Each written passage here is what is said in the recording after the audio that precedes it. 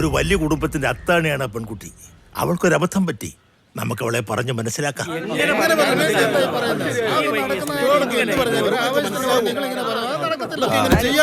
കർണേട്ടാ, അതിവിടെ നടപ്പാവില്ല. ഇപ്പൊ തന്നെ അവർ തീരുമാനം എടുത്തെന്നാണ് അറിയാൻ കഴിഞ്ഞത്. അതൊന്നും ഇവിടെ ശരിയാവില്ല.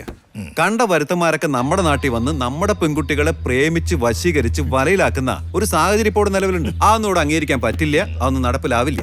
സെക്രട്ടറി പറഞ്ഞാണ് ശരി. നമ്മുടെ കൂട്ടത്തിൽ നല്ല കുട്ടികളുണ്ടല്ലോ. അതെ, പിന്നെ എന്തിനാ അന്യജാതി തേടി പോണത്? ഉണ്ണി പറഞ്ഞത് വളരെ ശരിയാണ്. പിന്നെ ആനന്ദനൊന്നും പറഞ്ഞില്ല.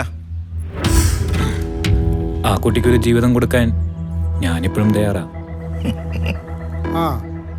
അനന്തൻ തയ്യാറാണെന്ന് പറഞ്ഞു കഴിഞ്ഞല്ലോ. ഇനി കൂടുതൽ ആലോചിക്കാൻ എന്താ? അതങ്ങ് നടത്തി കൊടുക്കണം. പണിക്കരിയായിട്ടും പറഞ്ഞാണ് കാര്യം. അതനുസരിച്ചുള്ള കാര്യങ്ങൾ ചെയ്യാം. ആ കുട്ടി പഞ്ചായത്ത് ഓഫീസറാണെന്നാ കേൾക്കുന്നത്.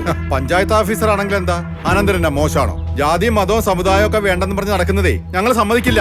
നമ്മളിങ്ങനെ പിന്തിരിപ്പന്മാരാവരുത് എന്നാണ് എന്റെ പക്ഷം. കർണേട്ടാ, നിങ്ങളെ ഈ ആനന്ദന് വലിയ ബഹുമാനമാണ്. അതില്ലാതാക്കരുത്.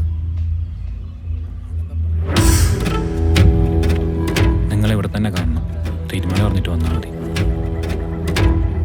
ആ, ഞാൻ പറയാം. കർണേട്ടൻ പറയുന്ന അംഗീകരിക്കാൻ ബുദ്ധിമുട്ടുണ്ട്. ഞങ്ങളൊരു തീരുമാനം എടുത്തിട്ടുണ്ട്. ആ തീരുമാനം കർശനമായിട്ട് നടപ്പിലാക്കാനാണ് ഞങ്ങൾ ഉദ്ദേശിക്കുന്നത്. കർണേട്ടൻ അത് അംഗീകരിക്കണം. അതാ ശരി. നമ്മളെല്ലാ കാര്യങ്ങളും ക്ഷമിച്ച് വിട്ടുകൊടുക്കുക. പിന്നെ അതിനെ നേരം ഉണ്ടാവുള്ളൂ.